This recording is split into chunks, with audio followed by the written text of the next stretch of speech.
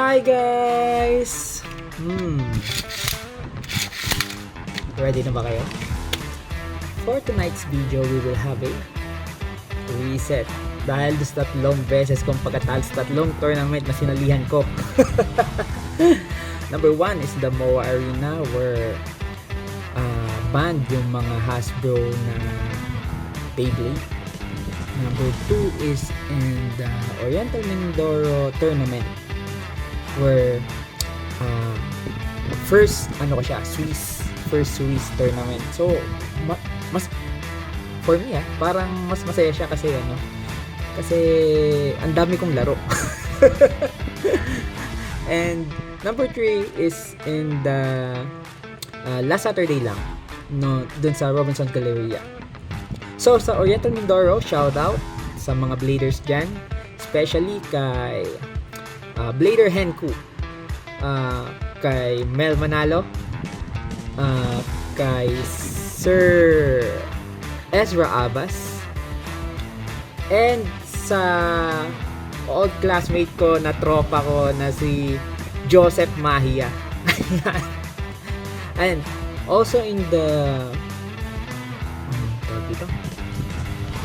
Robinson's Galleria, shoutout naman kay Master Ellison Duero. Yun. So, regarding dun sa, kwento ko na lang sa tatlong tournament na sinalihan ko where I lost. So, ang pinaka-LCD ko doon, the least common denominator, is hindi ako confident doon sa Beyblade na gamit ko.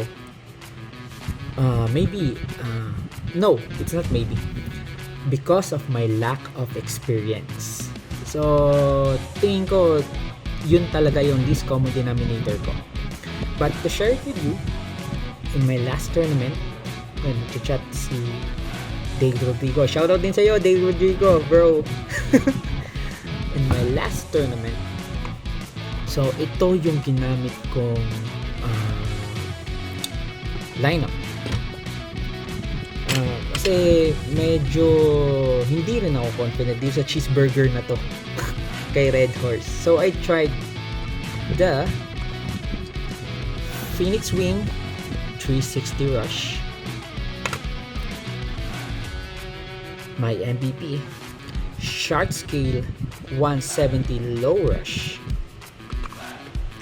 and my weakest link, I think, kasi ayoko talaga na naburburst, but ito yung pinakamatibay ko sa stamina dahil nambit niya, which is Low Orb, the Wizard Rod 160 Low Orb. So actually itong lineup na to is very good. Hindi ko lang talaga siya magamit ng tama, no? But in my next tournament, I think I will have a upgrade ulit. Pero tingnan natin sa mga testing na gagawin natin. And also this, very soon papagtan ko na to. Ayan. So dun sa tatlong tournament na yon, ang worst siguro na tournament ko is yung last. But shout out kay Sir Ellison Duero. So nagpahiram siya sa akin ng Hexa. And I think nag-better yung performance nung Wiro ko kasi hindi nga ako marunong gumamit ng beat na nabuburst. Lagi ako nabuburst. Di pa ako masyado marunong magtago ng Beyblade. But with this, no? So try natin to. This is the Golem Rock. So, itong Golem Rock, per Master Ellison Duero, siya daw yung dating Shark Scale before lumabas si Shark Scale. But, sige, try na din to. Actually, medyo mura itong Golem Rock na to. Banky. It only costs 649 pesos. But, siguro solid. We'll try this. So before that, discuss ko muna kung ano yung laman nitong Golem Rock na to. So it has a Golem Rock blade. It has the infamous 160 ratchet and the underneedle bit. Not sure kung itong underneedle bit na to is stamina or attack bit, pero tingnan natin. So let's unbox this.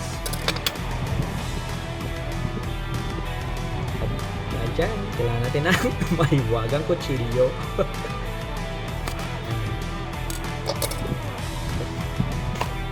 Oops.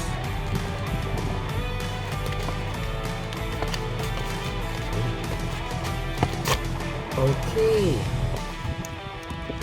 So, tingnan natin kung ano yung laman ng Golem Rock na to. Actually, nung una, hesitant ako dito kasi ang gusto ko talaga mga Beyblade is Dragon. Like Cobalt Dragon. Kaso, yung dahilan kung bakit ako nag-Beyblade, hindi ko magamit-gamit dahil ng pating tsaka nung ahas, si Over Wyvern, tsaka ni Shark's KU. Pero may mga tao na ang galing gumamit ng Cobalt Dragon. Especially kay Master JC Ramos. Shoutout sa iyo, Master. So, ito na yan. The Golem Rock. Ooh, macho. Macho guapito. The Golem Rock.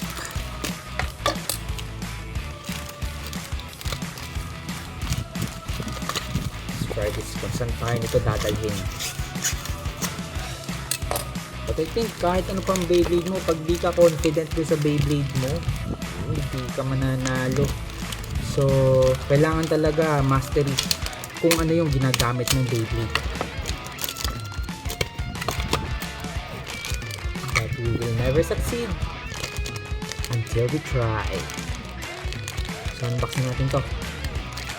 Mukhang pogi, no? Let's try this.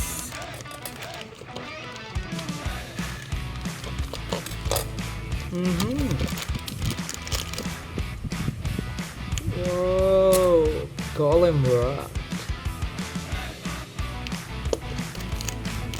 Currently, nag-iisip pa ako kung anong gagawin ko sa kanya. Yung kung anong combination gagawin ko, pero I think gagawin ko siyang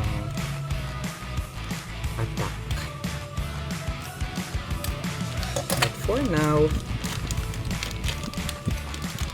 ito yung itsura niya pag binuo. Golem Rock, poging 160 ratchet, and under needle. Ano pala siya? Stamina bit pala siya.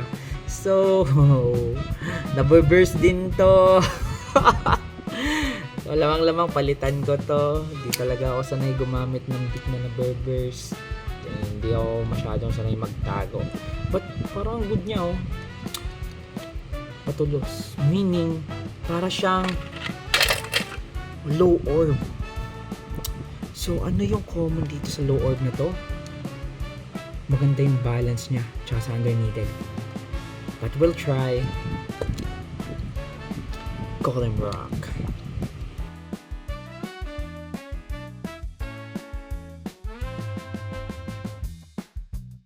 First game. Readers ready? 3, 2, 1, go. Uy! Readers tayo ulit. 3, 2, 1, go. Shoot!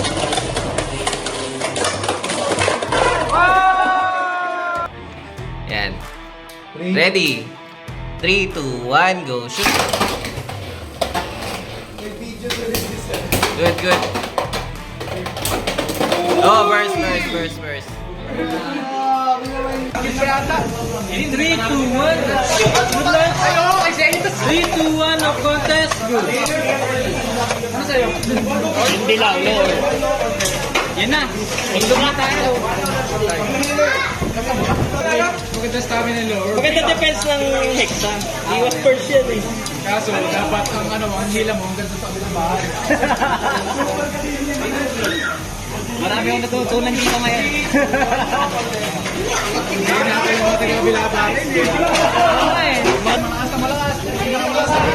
Pakita mo sino ka! Sugal lang! 3, 2, 1, go! Shoot! Good lad! 3, 2, 1, ilakasan! Ay, Let's go!